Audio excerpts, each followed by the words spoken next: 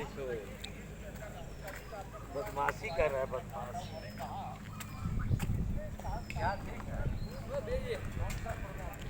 दे दो ना, वो है। हाँ दे दो, इन्हीं का है।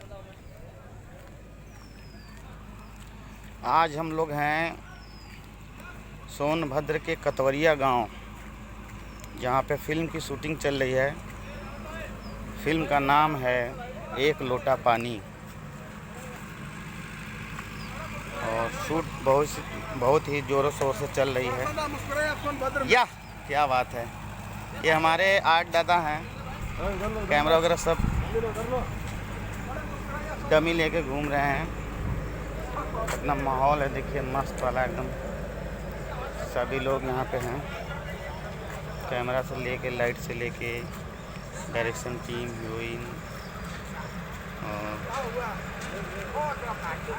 पूरी फिल्म यही शूट होने वाली है। यस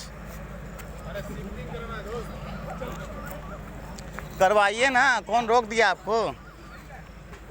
कौन रोक?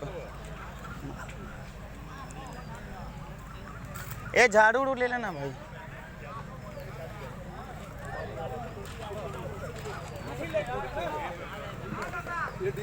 लाइट कर रहा हूँ मैं,